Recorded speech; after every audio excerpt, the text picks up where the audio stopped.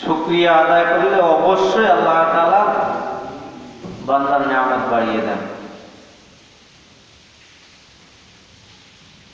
আমরা যত দুর্যোগ দেখি মূলত এগুলো আমাদের কর্মের ফসল।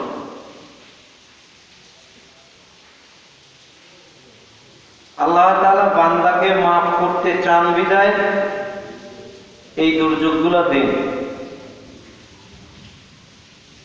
যেটা আবার কেমন কথা, যেই বান্দার ঈমান আছে সেই বান্দা মুমিন। ঈমান বলতে কি? আল্লাহ তাআলার উপরে ঈমান আনা, ফেরেশতাদের উপরে ঈমান আনা, কিতাব সমূহের উপর ঈমান আনা, রাসূলগণের উপর ঈমান আনা, কিয়ামতের দিনের উপর ঈমান আনা, ভালো মন্দ সবকিছু আল্লাহ তাআলার পক্ষ থেকে সম্পন্ন হয় এর উপর ঈমান আনা, অর্থাৎ তাকদীরের উপর। মৃত্যুর পরে আবার পুনরায় আমাদেরকে জীবিত করা হবে, এর উপর ঈমান আনা। ঈমান আনা বলতে কি? বিশ্বাস করা। কি? বিশ্বাস করা।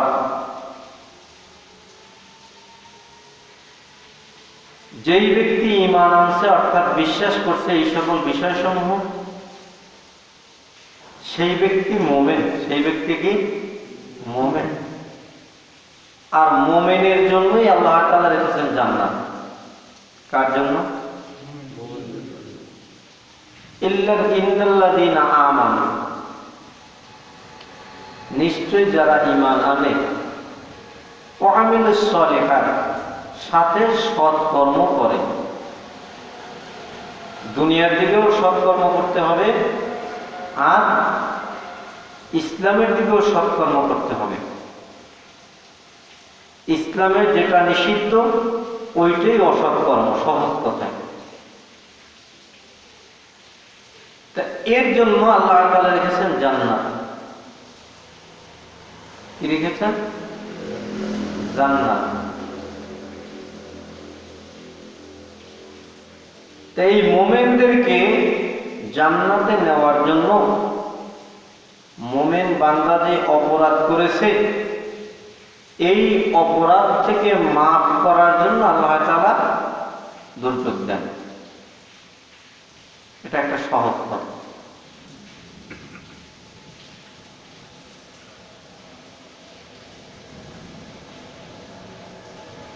আল্লাহ চাইলে আমাদেরকে যে অবস্থায় রেখেছেন এর চেয়েও খারাপ অবস্থায় রাখতে পারতেন। আমরা অনেকে মনে করি যে আমার এই কারণে আমি ভালো আছি। আসলে এটা সম্পূর্ণ একটা মিথ্যা। আল্লাহ আমাকে ভালো রেখেছেন বিধায় ভালো আছি। টাকা পয়সা থাকলেই কেউ সুস্থ থাকতে পারে না। অনেকে বলে টাকা থাকলেই বাঘের চোখ মেলে, এই কথাটা বলে। আর আমি বলি টাকা থাকলে বগের চোখও মেলে না, বাঘের চোখ তো দূরে।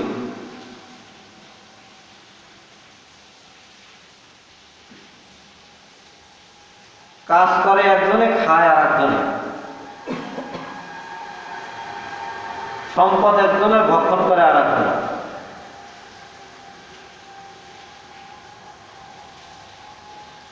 অথচ আমরা মনে করি কি, আমাদের সমাজের লোকজন মনে করে আমি যদি এই কাজ করি, আমার যদি এই থাকে, তাহলে আমি বড় কিছু হয়ে যাব, আমি শান্তিতে থাকতে পারবো।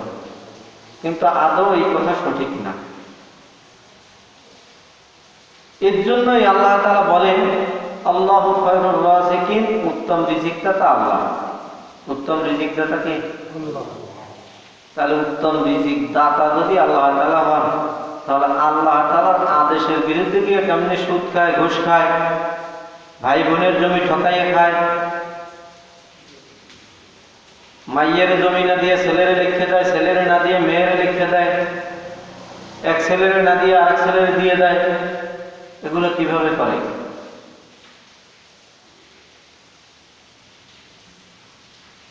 অথচ এইগুলা যারা করতেছে তারাও বলে সুদ খাওয়া পাপ, ঘুষ খাওয়া পাপ, হক ঠকেন না পাপ। নিজের বেলায় এক অংশ ছাড় দেয় না, নিজের বেলায় এক অংশ ছাড় দেয় না।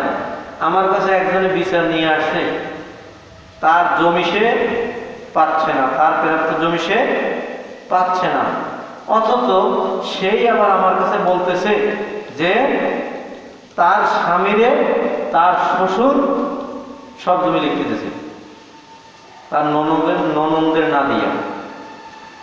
এক মহিলা বলতো,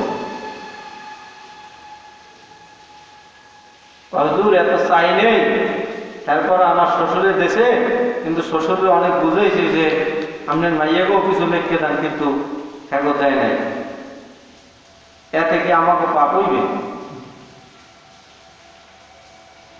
কে নাই দেয় নাই, তোমরা ফেরত দিতে পারো না কি? বাপে ভুল করছে, বাপে ভুল করতেই পারে, যদি নিজে বোঝে যে না এটা ভুল, তাহলে নিজে ফিরিয়ে দেওয়া দরকার না? এই মসজিদ সাক্ষী, আমার কাছে সরাসরি বলছে, প্রমাণ আছে এরকম। তার মানে কি, নিজে জানে এটা পাপ, অথচ নিজের বেলায় এটা হিসেব করে না। এই কটকওয়ালা জমি আপনাদের অঞ্চলে বেশিরভাগই শুনি কটকওয়ালা জমি। এই কটকওয়ালা জমি জায়েজ নেই, অথচ কটকওয়ালা জমি প্রায় জায়গায় শুনতেছি প্রায় পরিবারে কটকওয়ালা জমি রাখার জায়েজ আছে। কিরকম? বাৎসরিক হিসেবে আমাদের ওইদিকে দুইটা প্রচলন আছে, একটা নগদ আর একটা মেয়াদি। অর্থাৎ জমি খাইবে টাকা যাইবে, কিন্তু জমি খাইবে টাকাও থাকবে, এই ধরনের বৈধতা কোরআন হাদিস দেয়নি। বুঝলেন? জমি বন্ধক থইছে, জমি আবার বন্ধক থয়ে যাবে, এই জমি বন্ধক থা এগুলো কি নাই যায় না। আবার কয় আকাশ মেদি, আমি শুনে অবাক হয়েছে যে আকাশ মেদি এবার কি? এও সরাসরি একজনের সাথে যুক্ত, আমার কাছে নিজে বলছে কয় জমি নেই, কিন্তু জমি হিসেবে টাকা আইন না, টাকা দিতে হচ্ছে, এগুলো জায়েজ নেই, ফিরে আসতে হবে। আপনি নামাজ পড়েন, রোজা রাখেন, হজ করেন, যাকাত দেন, কোনোটাই কামাইবে না। আপনি এখানে অন্যের হক নষ্ট করতেছেন। আপনি পারলে ধার দেবেন, না পারলে দেওয়ার দরকার নাই, আপনার টাকা আপনার কাছে রেখে দেন, কিন্তু এই প্রতারণায় জড়াইয়েন না, আপনার ঈমানও যাবে, আমলও যাবে। কারণ যেই ব্যক্তি সুদ খায় সে সরাসরি আল্লাহ তাআলার সাথে যুদ্ধ করে।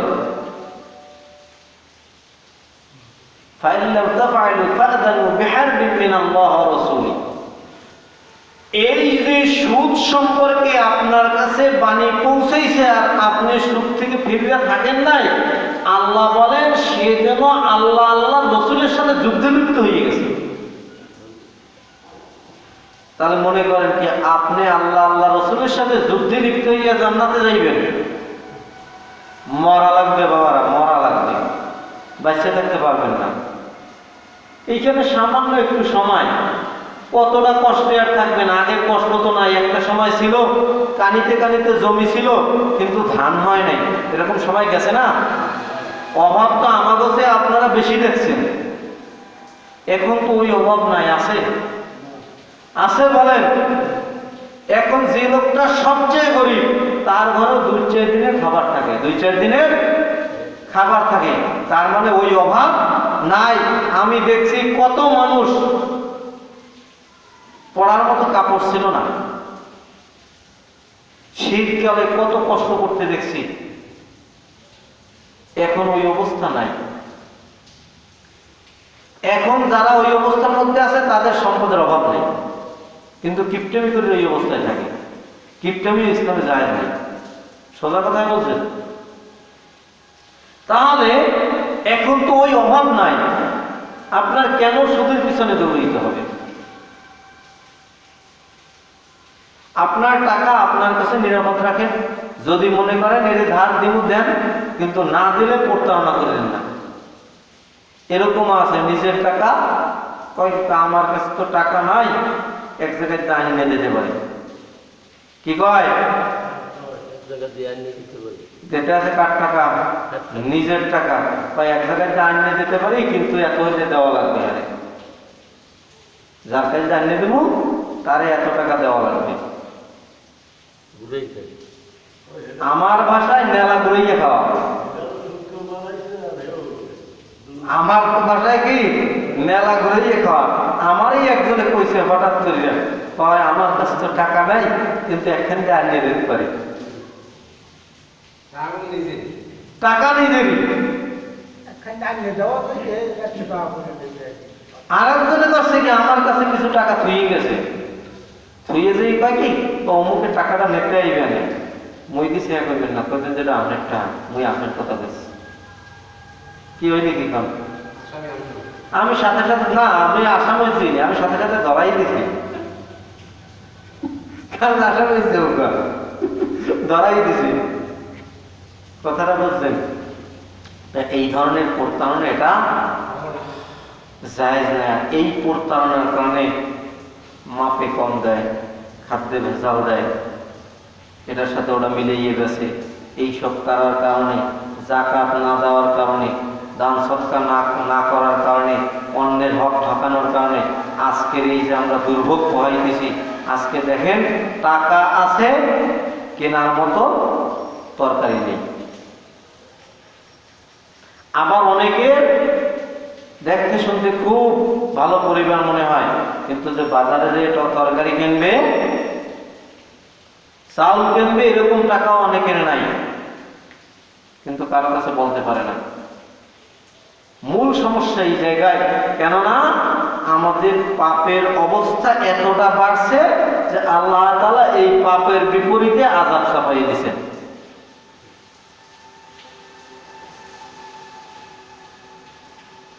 কথা বুঝেন? তার মানে এই থেকে পরিত্রাণ পাইতে হলে নিজেকে শোধরাইতে হবে, নিজেকে পরিশোধন করতে হবে। একটা জিনিস কি, একটা বোতলের মধ্যে আপনি কতখানি রং রাখছেন, কি রাখছেন? রং রাখছেন। ওই রংটা মনে করেন আপনার আমার পাপ। ওই রংটা কি আপনার আমার পাপ। আপনি ট্রাই করবেন এই জিনিসগুলা। আপনি ওই বোতলের ভিতর পানি ঢালতে ঢালতে ঢালতে ঢালতে ঢালতে ঢালতে সাদা পানি ঢালতে ঢালতে একটা সময় রঙের কোনো চিহ্ন থাকবে না। ওই রকম ভাবে যেই পাপের মধ্যে আমরা যুক্ত আছি, ওই পাপ থেকে ফিরে আসা যদি সওয়াবের কাজগুলো করতে থাকি, করতে করতে করতে করতে এক সময় আমাদের আমলনামায় আর পাপ থাকবে না। কিন্তু শর্ত কি? ওই পাপ দিয়ে ফিরে যেতে হবে। তওবা তো মনে করেন খালি আস্তাগফিরুল্লাহ পড়লেই তওবা হয়ে যায়, ওইটা তওবা না। তওবা মূলত এইভাবে ফিরে আসা। বুঝলেন? সহজ কথায় একটা বিধর্মী ইসলাম গ্রহণ করার সাথে সাথে তার পিছনের সমস্ত পাপ আল্লাহ তাআলা মাফ করে দেন।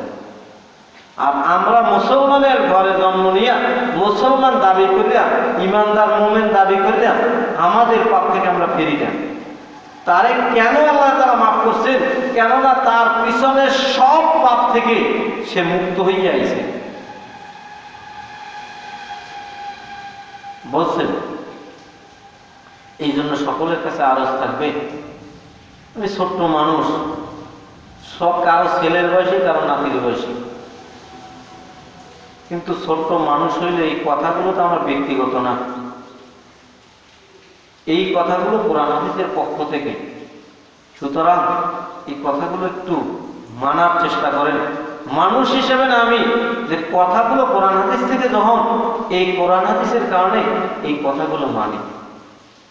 অনেকে মনে করতে পারেন যে ওই জনের ছাত্র কি কয়, ওই ছাত্রটা হাওয়াই দেন, আমি ইব্রাহিমেরও বাদ দিয়ে দেন।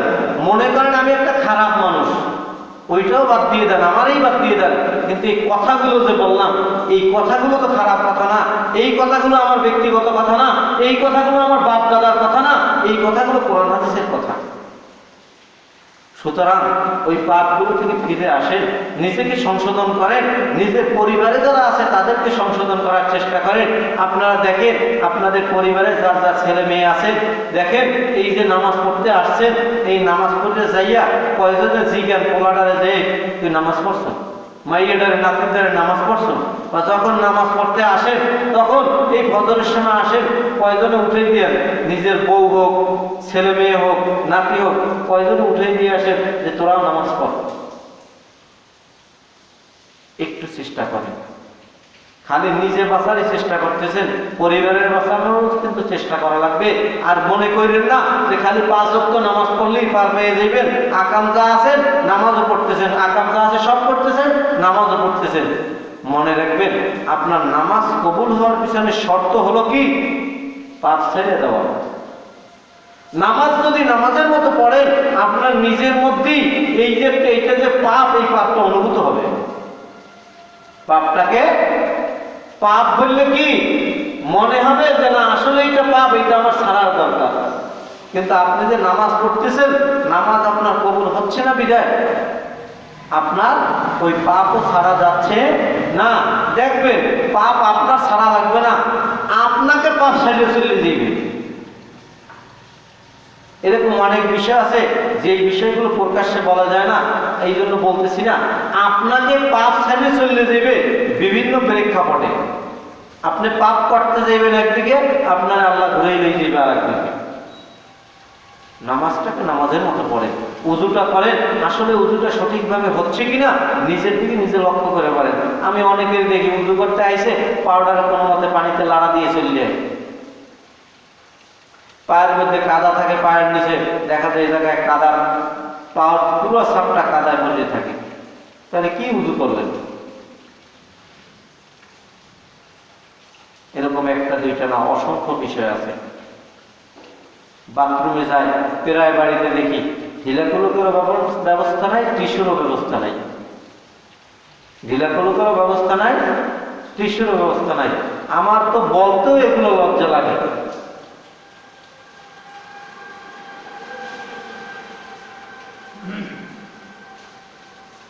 কেননা আপনি সরাসরি পায়খানা হাত দিয়ে ধরতেছেন, একটু হিসাব করছেন? পায়খানা তো আপনার সামনে, পায়খানা থাকলেই তো আপনি ভাত খান না, আর এই পায়খানা আপনি হাত দিয়ে ধরেন। কারণ ওই টিস্যুও ব্যবহার করেন না, ঢিলাকুলুকও ব্যবহার করেন না।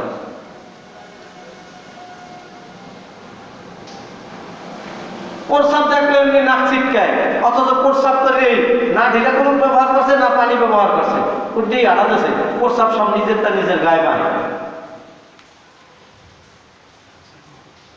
একটু নিজেকে সংশোধন করার চেষ্টা করেন। আল্লাহ রাসূল বলছেন যে সবচেয়ে বেশি মানুষ জাহান্নামে যাবে এই অপবিত্রতার কারণে।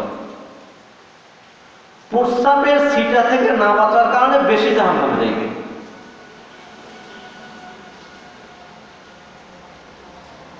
তাহলে এখন চিন্তা করে দেখেন, আমি দেখছি আমার পড়ার জীবনে খুলনাতে এক মাদ্রাসায় আমি পড়াশোনা করছি, ওইখানে আব্দুল হাকিম মাস্টার, তারে দেখছি তার সে যাত্রাপথে তার একটা লুঙ্গি থাকতো, একটা বোতলে পানি রাখতো, সাথে পলিথিনের মধ্যে কিছু ঢিলা কুলুক রাখতো। ডাইরেক্ট ঢিলা কুলুক বানায় না, ওই কুলুক এইগুলি নিয়ে পথ চলত। ইংলিশ টিচার, সে একটা হাই স্কুলের ইংলিশ টিচার ছিল আব্দুল হাকিম মাস্টার। এখন বাচ্চা আছে কিনা জানি না, কেননা নানা বাড়িতেই তো যাই না, বহুদিন 2018 সালে গেছি, এরপর এখন পর্যন্ত যাইনি। আর লেখাপড়া করছিল জায়গায় 2007 সালে। তো কোথায় 2007 আর এখন হলো 24 সাল। জায়গাটা হলো খুলনার ডুমুরিয়া উপজেলার গজেন্দ্রপুর গ্রাম, ফকির বাড়ি। আব্দুল হাকিম মাস্টার এক নামে পরিচিত। এই লোকটারে দেখছি যে ঢিলাগুলো একটা পলিথিনের মধ্যে ব্যাগে নেছে, একটা লুঙ্গি নেছে ব্যাগের ভিতর, এরপরে বোতলে, ছোট বোতলে 1 বোতল পানি। জিজ্ঞাসা করার পরে বলছে, সরাসরি বলছে, তখন তো আমরা ছাত্র আর বয়সও তো আমার তেমন একটা বেশি না, তখন বলছে যে পথে ঘাটে নামাজ পড়তে হয়, প্রস্রাব পায়খানা করার প্রয়োজন হয়, তখন কি করি? সব জায়গায় তো ঢিলেগুলো পাওয়া যায় না।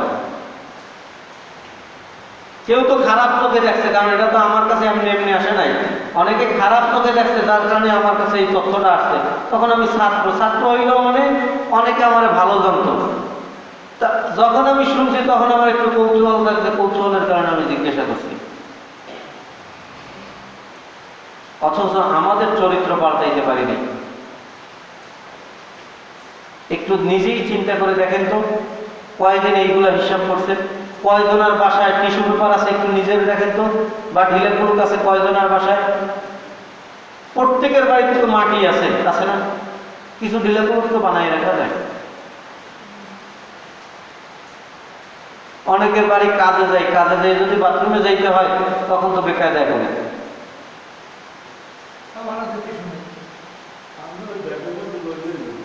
এখন তো এই অবস্থায়, এছাড়া তো কারো বাড়ি যাওয়া অসম্ভব হয়ে যেতে।